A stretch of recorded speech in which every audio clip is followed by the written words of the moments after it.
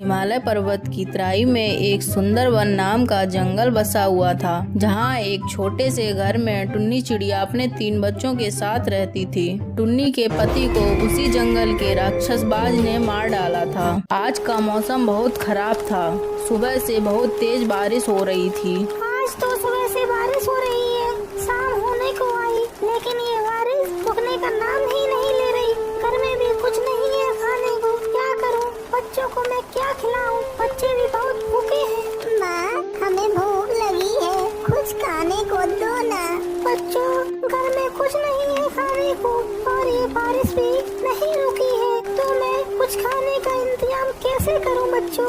रात हो जाती है, बारिश नहीं रुकती और बच्चे बेचारे भूखे ही सो जाते हैं। अगली सुबह बारिश थम चुकी थी, मौसम साफ हो चुका था। टुन्नी और उसके बच्चे 2 दिन से भूखे थे। बच्चों, बारिश रुक चुकी है, लेकिन पता नहीं फिर से होने लगे तो मुझे खाना इकट्ठा करना होगा। मैं खाना लेने जा रही हूँ और मुझे आने में देरी हो जाएगी। तुम सब घर में ही रहना और सावधान रहना। जब तक मैं लौट के ना आऊँ तब तक दरवाजा मत खोलना, चाहे कोई भी आए। ठीक है माँ, हम दरवाजा नहीं खोलेंगे।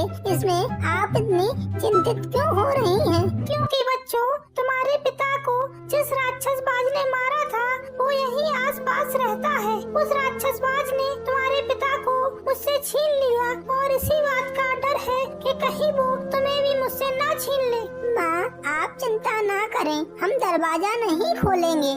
इस प्रकार टुन्नी खाने की खोज में निकल जाती है और बच्चे भी दरवाजा बंद करके अंदर बैठ जाते हैं। राक्षसबाज पास ही के पेड़ पर छुपा बैठा हुआ था और टुन्नी के जाने का इंतजार कर रहा था। और वही होता है जो टुन्नी ने सोचा था। राक्षसबाज दरवाजे के बाहर पहुंच जाता है और दरवाजा खटखटाता है। कौन है? राक्षसबाज ने अपनी मोटी आवाज को पतली करने की कोशिश करते हुए कहा, मैं तुम्हारी माँ हूँ, तुम्हारे लिए खाना लेकर आई हूँ।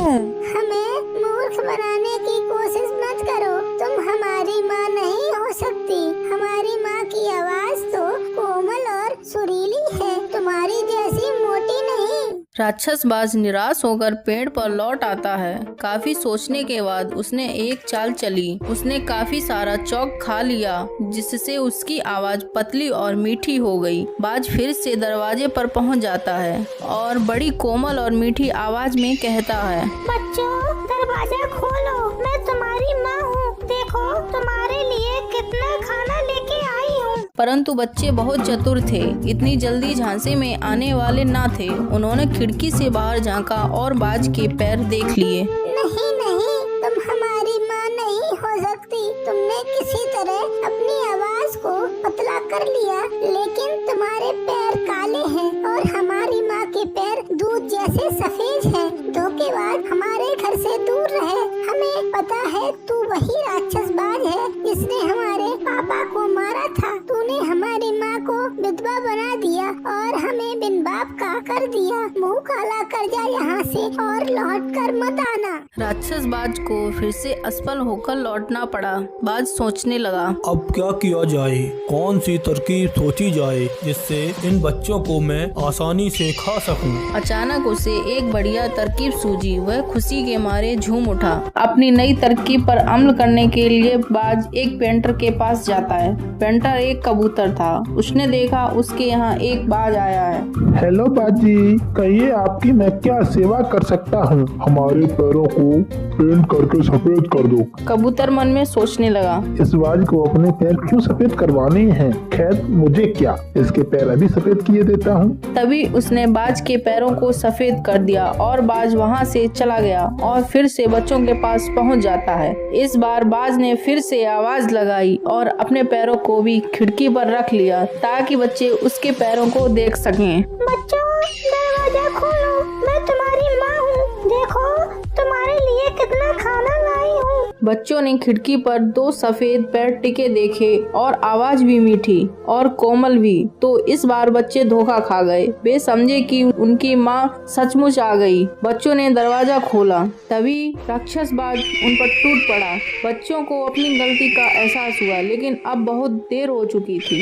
बच्चे अपनी जान बचाने के लिए इधर उधर भाग रहे थे, लेकिन वो अपनी जान ना बचा पाए और वो राक्षसबाज उन्हें निगल गया। अब उसका पेट भर चुका था और बाज वहाँ से चला गया, लेकिन एक बच्चा उसमें से बच जाता है जो ऊपर जाके दीवार घड़ी पर बैठ गया था। जब शाम को टुन्नी घर वापस आती है तो देखती है कि घर का दरवाजा खुला है। यह देखकर उसका दिल धक सा रह गया। टुन्नी अंदर आती है और देखती है जैसे तूफान आया हो और उसने देखा सारी चीजें उल्टी पड़ी हैं। टुन्नी ने कांपते स्वर में पुकारा, बच्चों तुम कहाँ हो?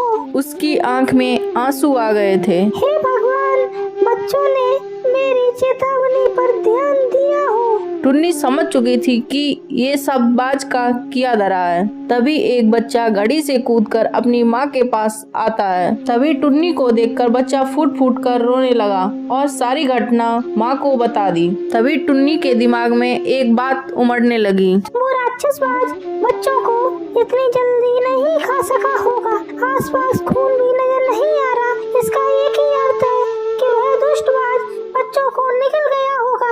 यदि मेरा यह अनुमान सही है तो मेरे बच्चे अभी भी उसके पेट में जीवित होंगे। और टुन्नी अपने बच्चे को साथ लेकर उस बाज को ढूंढने लगती है। अकस्मात बच्चे की निगाह बाज पर पड़ती है जो आराम से पेड़ पर सो रहा होता है। तभी टुन्नी भी बाज को देखती है और उसे एक तरकीब सूझती है और वो एक माली के पास जाती है। मिट्टू भैया, मुझे कुछ देर के लिए अपनी कैंची उधार दे दो। ठीक है टुन्नी बहन, ले जाओ। टुन्नी कैंची लेके बाज के पास आ जाती है। बाज सो रहा था। टुन्नी बाज का पेट काटने लगती है। पेट फटते ही दोनों बच्चे बाहर आ जाते हैं। बच्चों, तुम जल्दी से जाकर कंकड़ इकट्ठे करके मेरे पास लेके आओ। और इधर टुन्नी दर्जी से सुई धागा ले आती है। इस प्रकार बच्चे कंकड़ पत्थर इकट्ठे करके ले आते हैं। टुन्नी ने सारे कंकड़ उस बाज के पेट में भर दिए और पेट को सिल दिया और खुशी से अपने घर लौट आती है। कुछ देर बाद राक्षस बाज की नींद खुलती है तो उसे पेट में दर्द महसूस होता है और उसे बहुत तेज दर्द होता है और अंत में वो मर जाता है। प्यारे दोस्तों, आपको ये कहानी कैसी लगी कमेंट कर जरूर बताएं और ऐसी वीडियो देखने के लिए हमारे चैनल को सब्सक्राइब कर लें जल्दी से। धन्यवाद।